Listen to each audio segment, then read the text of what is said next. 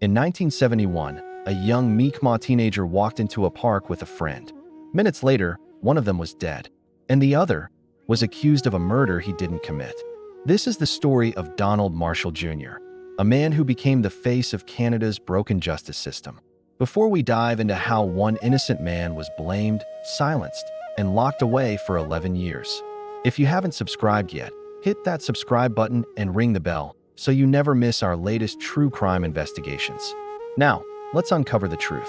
Sydney, Nova Scotia, 1971.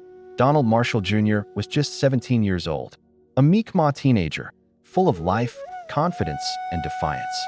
On the night of May 28th, he was walking through Wentworth Park with his friend, Sandy Seal. They met two older men. There was a brief argument, and suddenly, a knife flashed. Sandy Seal collapsed, stabbed in the stomach. And within minutes, panic turned into chaos. The police arrived, but they didn't look for the real killer. Instead, they looked at Donald, a young Indigenous boy from a marginalized community, easy to blame, easy to discard. Within hours, Donald was arrested, charged with the murder of his own friend.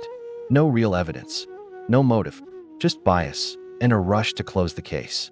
At the trial, witnesses lied. Police pressured statements. Evidence that could have proven Donald's innocence was ignored.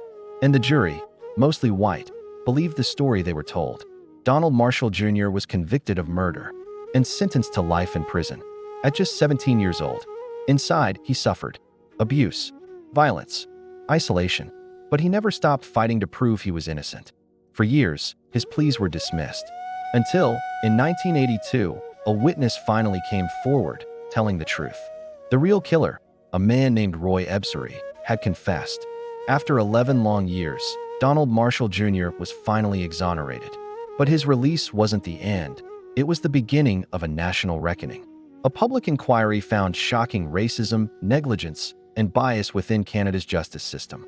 The report called his conviction a miscarriage of justice at every level. Donald Marshall Jr. became a symbol of what happens when prejudice replaces truth. He spent the rest of his life fighting for Indigenous rights, police reform, and legal fairness. He turned his pain into purpose so others wouldn't suffer the same fate. He died in 2009, but his legacy still shakes Canada's conscience today. His case forced the country to look in the mirror and ask how many other Donald Marshalls are still behind bars. Thank you for watching this deep dive into one of Canada's darkest legal tragedies. If you found this story powerful, hit the subscribe button and turn on notifications so you don't miss our next true crime mystery.